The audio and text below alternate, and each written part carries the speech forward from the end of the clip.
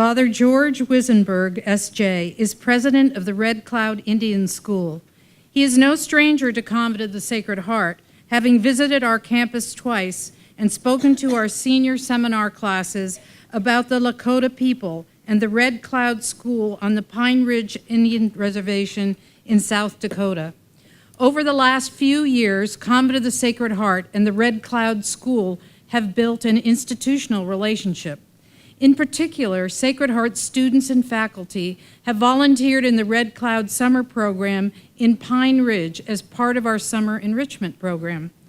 Father Winzenburg was named president of Red Cloud Indian School, a Jesuit institution, in the summer of 2010.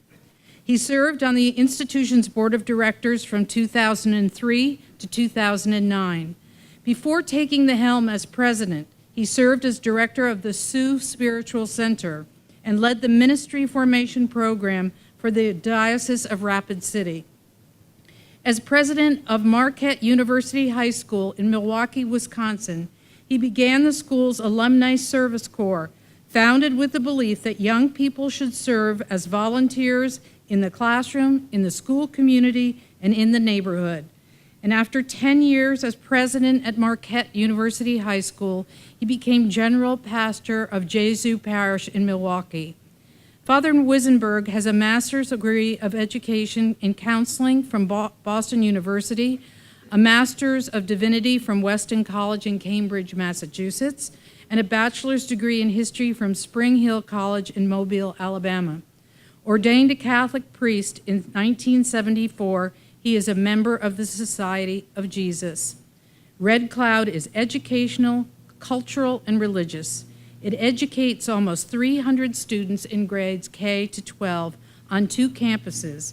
It preserves and exists a huge collection of Lakota and other tribal art. Red Cloud staffs 6 Catholic parishes on the Pine Ridge Indian Reservation, an area about the size of Connecticut. The reservation is the second poorest country in the United States and has a population estimated at 30,000. In the United States, Jesuits and their colleagues educate more than 46,000 young men and women each year at more than 60 secondary and pre-secondary schools, including Red Cloud Indian School in Pine Ridge, South Dakota. Father Winzenburg, please join me at the podium.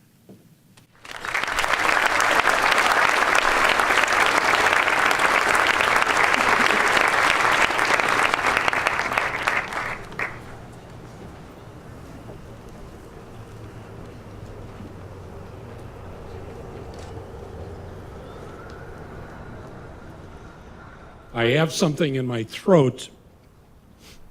Many of you would call it a Midwest accent.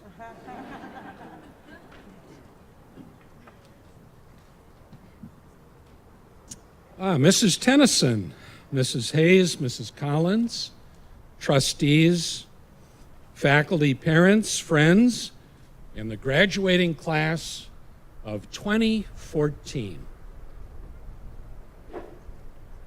I come from the West, that uncharted land beyond the Hudson River.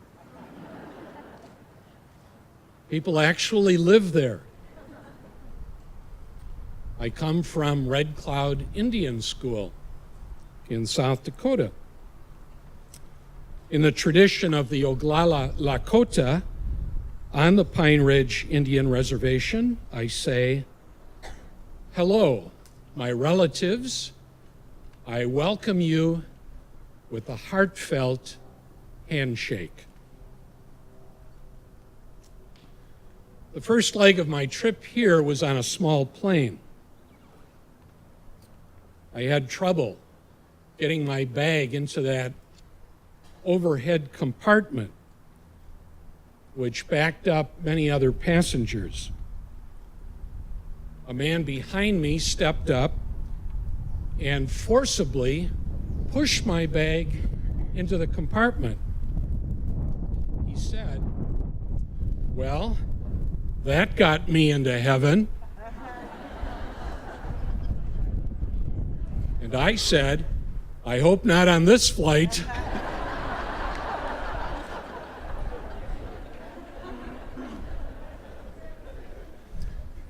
Graduates, congratulations. You have successfully completed your studies from this prestigious independent Catholic school. This is a proud moment for you and for your parents, and I would invite you, please, to give them a round of applause.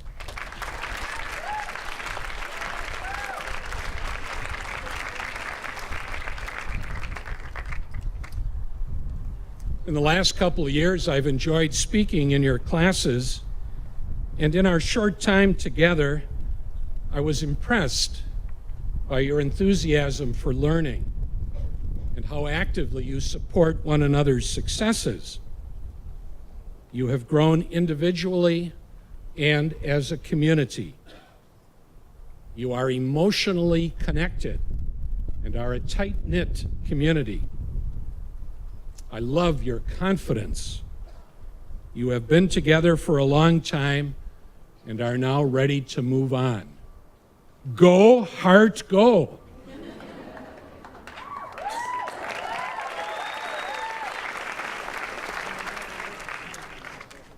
Last August, I bumped into one of our 22 Red Cloud volunteers. They are college grads from across the country, and they spend up to 3 years with us as teachers, mentors, and bus drivers. I asked Kelly how her first day of school had gone teaching religion to elementary students, kindergarten students. She smiled and she said, "Not much religion. We're working on walking in a straight line." Your parents would be the first ones to tell you that we all grow in stages, and that one stage builds on another. Ask them about your first steps, about why they have sent you to Convent of the Sacred Heart,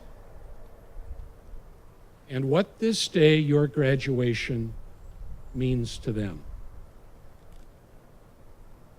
Our schools are 1,700 miles apart. Both schools are Catholic and are animated by the charism of a saint. One is Madeleine Sophie Berra, the other Ignatius Loyola. Red Cloud promotes what Convent of the Sacred Heart promotes: a personal and active faith in God, a deep respect for intellectual values, a social awareness which impels to action, the building of community as a Christian value, and personal growth in an atmosphere of wise freedom. Your school was founded in 1848, ours in 1888. Yours educates young women from preschool through grades 12 and has a coeducational preschool and pre-kindergarten. Ours is coeducational in grades K through 12. Both educate their students to be lifelong learners, to exercise sound judgment, and to be leaders in church and society. Our schools also encourage what Pope Francis models for us: extend mercy, mix with the poor, and learn from them. The Holy Father has written, we want to enter fully into the fabric of society, sharing the lives of all, listening to their concerns, helping them materially and spiritually in their needs, rejoicing with those who rejoice, weeping with those who weep. Arm in arm with others, we are committed to building a new world. The Pine Ridge Indian Reservation is about 2/3 the size of Connecticut. It is strikingly beautiful land with rolling hills and canyons, and is close to the Badlands and the Black Hills. The Res, as we call it, is home to more than 30,000 Lakota, and is the second poorest county in the United States. Per capita income is about $7,800. Life on the Pine Ridge Reservation is difficult and complex. Because of poverty, conditions are very harsh. The people struggle with unemployment, poor housing, disease, and more. Yet Lakota are amazingly resilient and spiritually powerful. Among the Lakota, there is a tremendous love for the land, a system of profound cultural ways, a sense of community that often supersedes the struggles, and a capacity for humor as medicine and joy. 200 years ago, Madeline Sophie Berra met strong-hearted, resilient people whose lives were also difficult and complex. In 1800, she founded the Society of the Sacred Heart to inspire in girls a passion for learning. She was a courageous woman whose formation and transformation took place in chaotic times, not unlike today. She was living proof that an individual with a generous heart, coupled with strong intellectual capabilities and a devotion to education, could become an inspirational leader. Arguably, her most famous words were, "I would have founded the society for the sake of a single child." There's a third grader at Red Cloud whom I sometimes see in class and at Sunday Mass. I have ridden one of our well-worn school buses early in the morning and watched her run from her trailer house, jump on the bus, and greet her friends. One day, I asked Mia that dreaded question adults invariably ask students. What do you want to be when you grow up? Without hesitation, Mia wrapped her arms around my waist, looked up at me with her beautiful brown eyes, and she said, "I want to be a saint." You and I know too much about ourselves to think that we are saints. But we're smart enough to know that children teach us to be humble, to keep our dreams alive, and to see sacredness in ourselves and in others, especially society's poor and forgotten people. One of the most insidious stereotypes about the saints is their terrible sameness. In reality, each saint was unique, called by God to be herself or himself. For holiness means being who you are. No more, but more important, no less. Think of Madeline Sophie Berra and Rose Philippine Duchesne. Each discovered a unique way to embrace the heart of Christ.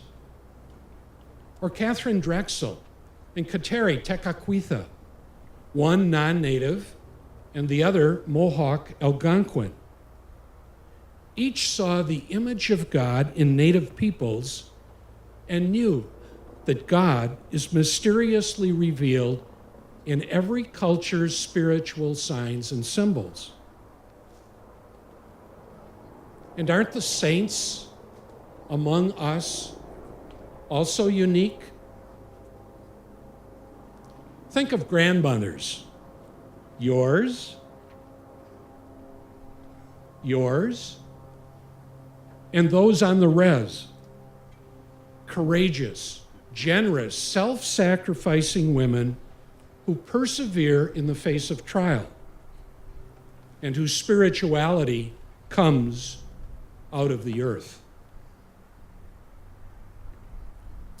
A young art teacher in our high school understands the fragility of Lakota girls who question their worthiness and wonder if they could have a future filled with hope. She uses a metaphor to describe what these girls can become. Imagine a lioness. As a cub, she has big paws and must learn how to use them, such as holding her food.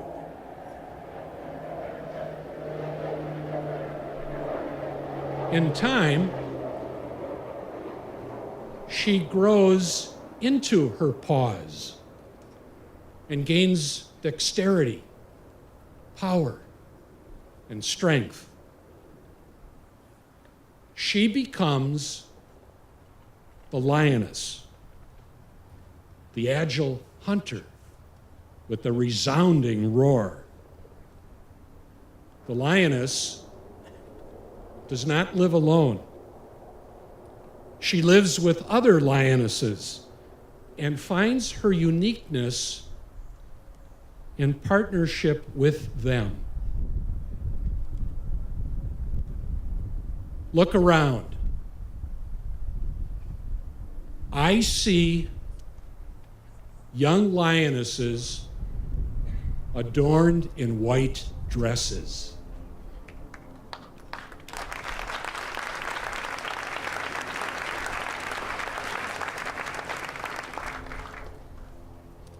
Two weeks ago, 39 seniors graduated from Red Cloud.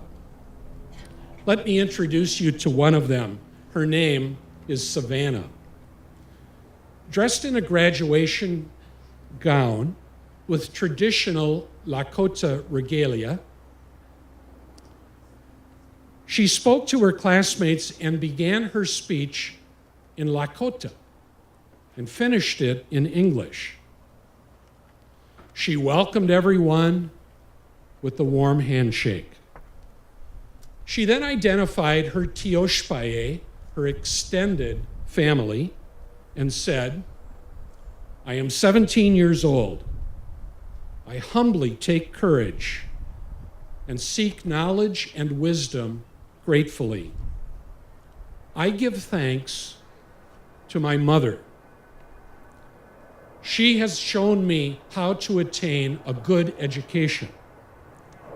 She is a courageous and strong-hearted woman. Lakota girls are taught to observe. They watch their mothers, grandmothers, and aunties and learn from them what it means to be a woman. Savannah continued, my story started with my mother. Every time I think of her story, it makes me want to cry because she grew up from nothing but made the best out of everything. She came from a family of 8 and graduated high school with a family of her own. Despite all odds, my mother never took no for an answer. She was relentless when it came to education. She valued education and would even walk 5 miles to class in college if it were her only way to get there. I remember waking up to a dim light in the kitchen, and I would see papers scattered across a table. Highlighters were everywhere, and it seemed like chaos. But my mother's eyes remained serene, reading papers. I would crawl back into bed with my sister and fall asleep. But the image of her with all her papers and highlighters remained in my head. I witnessed fortitude. Years later, after many sacrifices from her and her family, I was sitting in a stadium, and I saw my mother in a traditional gown with Lakota regalia. I asked my grandmother, Mary, what was happening, and she said, "Your mother is receiving her diploma for a PhD." I had no idea.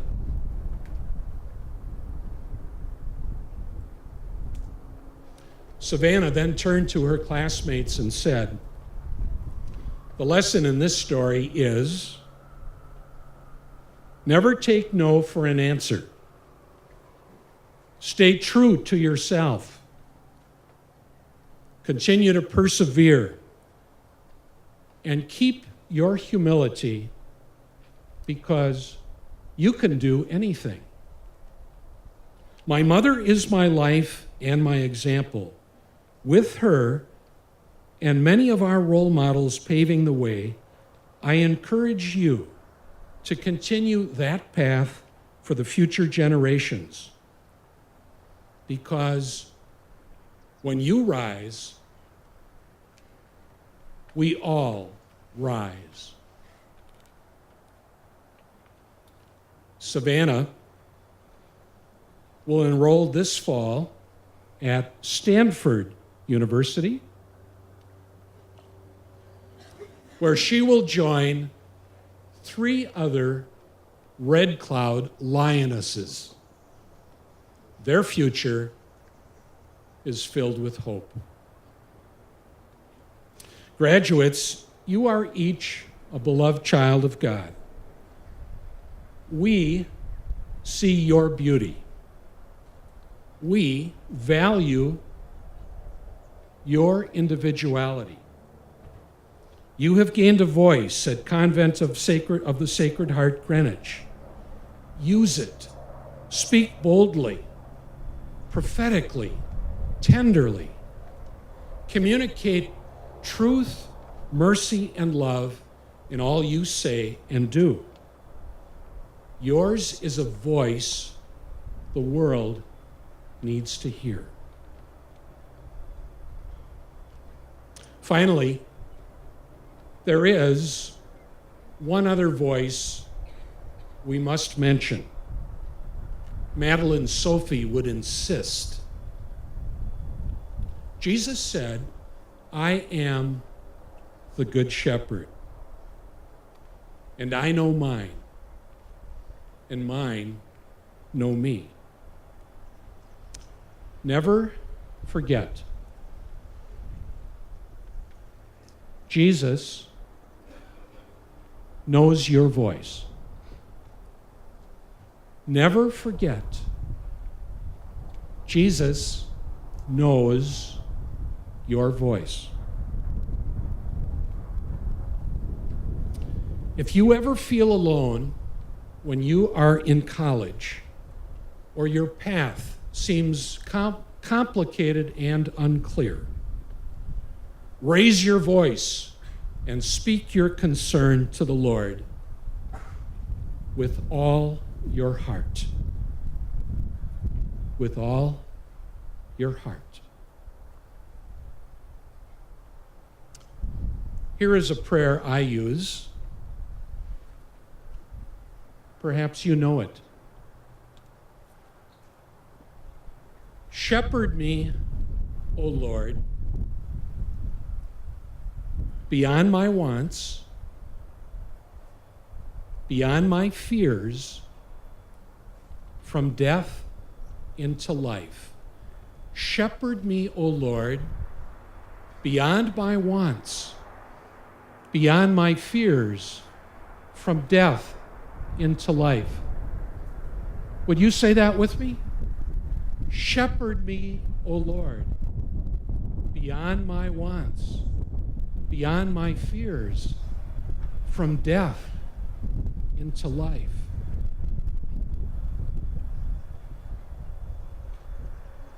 Shepherd me, O Lord, beyond my wants, beyond my fears, from death into life. Shepherd me, O Lord, beyond my wants, beyond my fears, from death into life. Want to join me? Shepherd me, O Lord, beyond my wants, beyond my fears, from death into life. Shepherd me, O Lord, beyond my wants, beyond my fears, from death into life. Your parents are going to sing it now. Shepherd me, O Lord, beyond my wants, beyond my fears, from death into life. And your faculty, shepherd me, O Lord, beyond my wants, beyond my fears, from death into life. Shepherd me, O Lord, beyond my wants, beyond my fears, from death into life.